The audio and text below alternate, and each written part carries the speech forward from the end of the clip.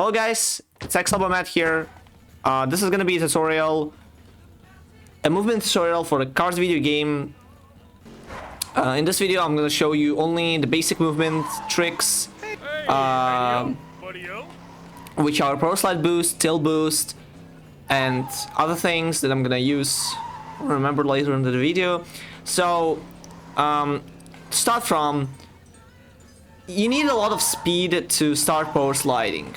To start the power slide boost, you need at least 60 miles per hour. That's the threshold to start power slide boosting. So, how do you get speed? I mean, you can start like pressing the buttons. Also, you can see my layouts at the top left. You can like press the button and be like, oh, okay, so I get speed. That's nice. But there's a faster way to get speed in this game, and the thing, if you played other racing games, you probably know this technique, but it's called the burnout. In Cars, burnout is working pretty strangely. How you doing? So in other games like Simpsons Hit and Run, that's the only example I can remember. The longer you hold the brake boost, the faster you'll go. That's not the case in this game. This game lets you go fast frame 1. I'm not even kidding. So this is the frame 1 burnout. This is the fastest burnout that you can get. There's like, if I'm gonna hold it for like, I don't know, 5 to 6 seconds and let it go, nothing will change. Like nothing, literally nothing will change. So I call this technique brake boosting, but you can call it burnout, doesn't really matter at all. Burnout's pretty easy. You have to like, you have to press a regular brake, not the e-brake, and the gas button on the same in the same frame or at the same time. Doesn't really matter. So if you do it correctly, you should get a pretty massive boost, like as you can see. Yet again, this technique can be used in a lot of situations. For example, I'm gonna choose the Radiator Springs Grand Prix, show it to you. So at the start of the Radiator Springs Grand Prix, I used to use burnout, and then I do the power slide boosting, which is amazing, and it works so nice. There are other examples for such a thing. There's another one, that's a pretty different one. That's the burnout or brake boosting from the marker. This one is the toughest one to get, but I'm gonna try it. I didn't get it, but if you press brake boosting buttons or the burnout buttons on the same frame after you finished the race and after you like skipped the new events logo, you can get a pretty massive boost that will save approximately 2 to 3 seconds. Depends on what you do, but if you fail it, you'll lose, I don't know, like 1 to 2 seconds. Doesn't really matter. This is the most complicated thing in this video, I'm pretty sure. The next one is, so yeah, we actually know how to get speed now. What do we do? Then the really good, then we can do the power slide boost. The power slide boost is a really complicated thing that's, I see people doing it really like, I don't know, not practical. Yes, you can start like wiggling around and you see like the speed goes sometimes, like the speed goes up sometimes, and yada, but this is a really bad power slide boosting method. So there's a better way that I found to the power slide boost, which on the gamepads is actually one of the easiest methods to do. Hey, how's it going?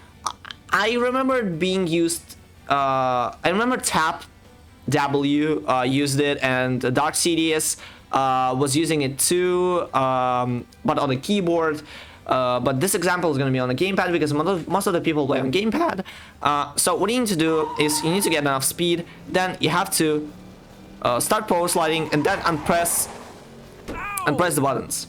That's the basic power slide. That's the basic power slide boost. So you just turn, then press the power slide button, and that should give you the speed. But there's a technique that's I'm gonna call the Dark CDS technique because Hello. because I first found it in Dark CDS PB. You see how I displace myself pretty badly, so I'm not like driving straight enough if I do this power slide boost. So Dark CDS found a good technique, which might be a bad thing for your stick box, but for the keyboard it's pretty easy way. So as you done power slide boost, just pull the stick back or like to the opposite way, so it will look like this. So yeah, just pull if you like power slide boosting to the right. After the power slide boost, just pull the stick to the left. That will correct your position, and you won't lose much time because of the geometry thing, like because of the how the geometry works. This is a pretty good technique, and it's pretty powerful in a lot of ways, especially on the gamepad. That's pretty powerful on the gamepad, since the angle for the power slide boost is really small. Like you can see, I'm not even like, I don't know, wait.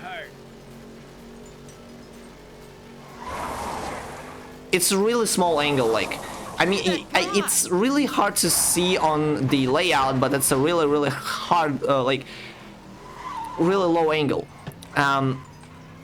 So yeah, just start a power slide boost, then pull the stick back. If you get a rhythm of it, you can get up to like 170, 180. If you do it way too fast, you will lose speed, but it doesn't really matter at all. It's pretty good one. So it should look like this, basically.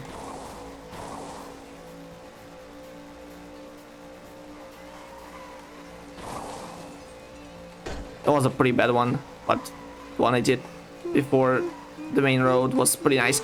So yeah, that's it. Also, you can combine power slide boost with the regular boost. Oh, this is the wrong button. So after you've done the boost, you can get a massive boost too. But let me just start it once again. So power slide boost. Oh my god. And you see how my speed goes up pretty fast.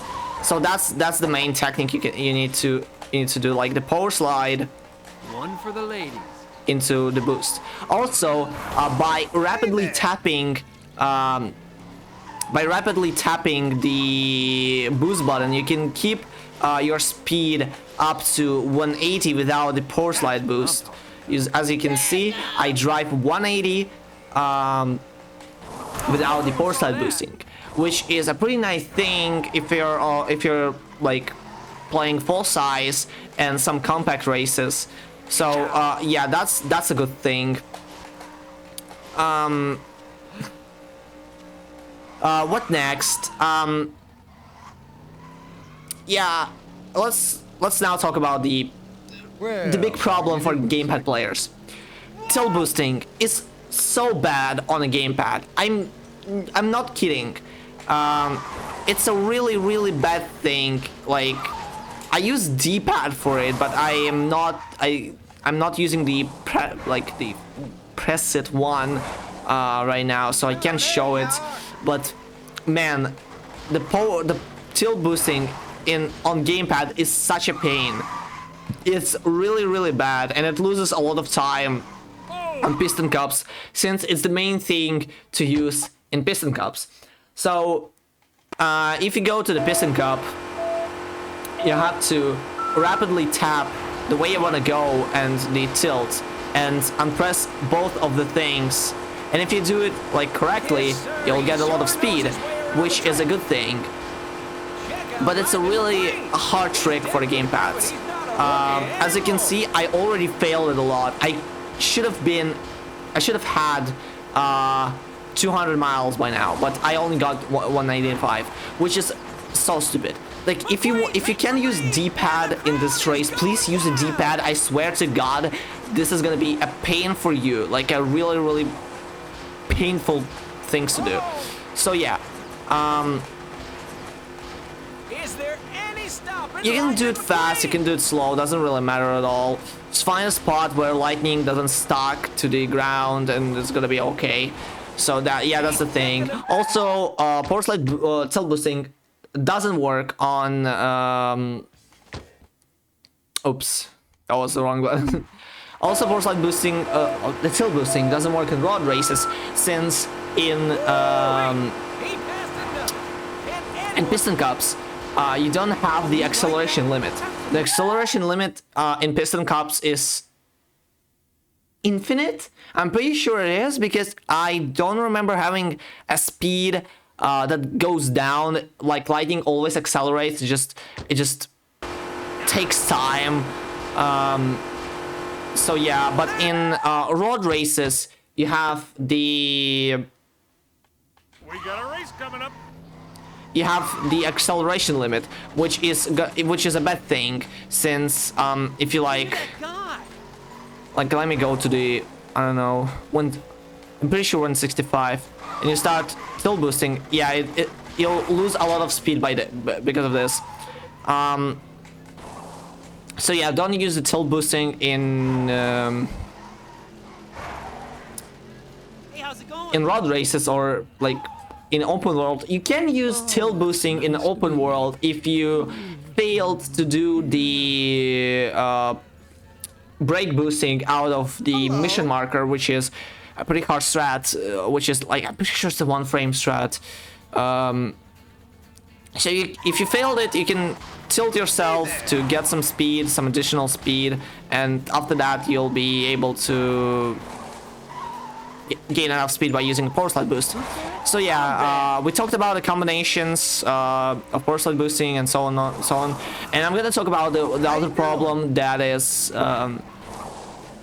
that will probably go up sometimes, is especially in this race, is how do you fix Lightning McQueen getting stuck while jumping? That's the problem that is really hard to fix on a gamepad, because you have to rapidly tap, or like you have to rapidly jump. This is why the Rust Bucket Racerama is not possible on a gamepad with the current strats, since you'll literally break your stick. So yeah, let me try to find a spot. Okay, it didn't work. But if Lightning McQueen for some unknown reason got stuck to the ground, I'm gonna try to like gonna try to show you the double jump glitch.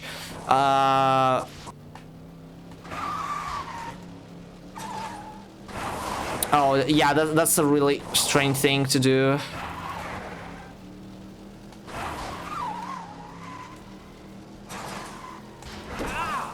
So yeah, if Lightning McQueen's stuck to the ground, and you know you don't know what to do, you just have to like rapidly jump, and that will eventually on a like third or fourth jump like unglue him.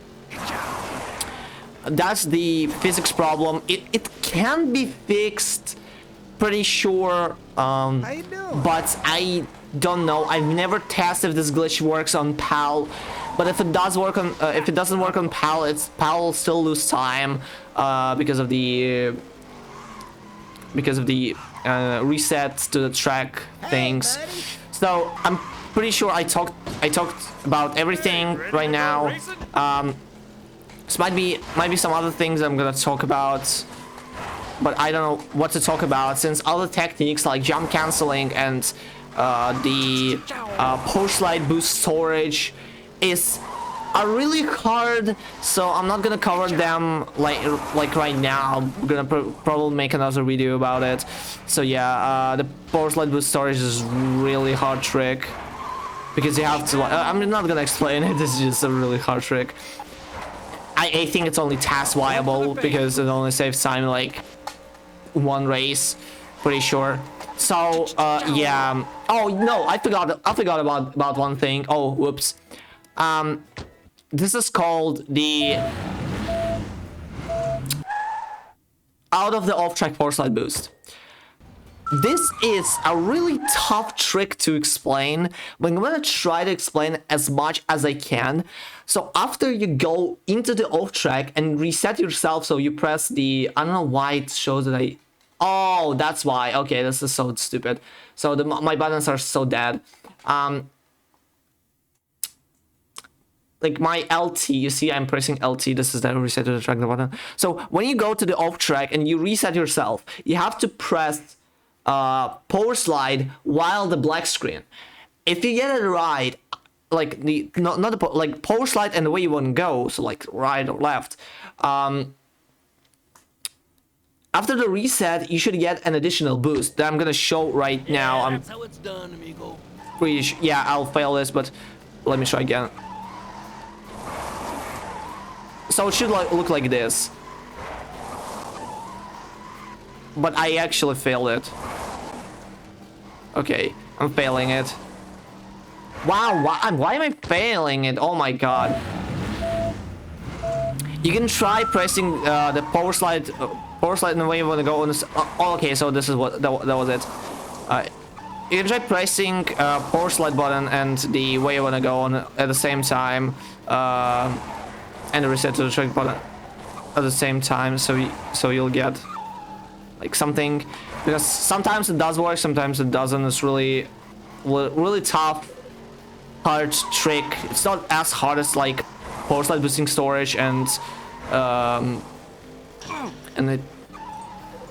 like tilt boost. Oh, not the tilt boosting, jump canceling. So yeah, I hope this video helped you out. On cars. Thank you so much for watching, and I'll see you in the next video. I'm pretty sure it's gonna be soon. So yeah, bye everyone. Where's my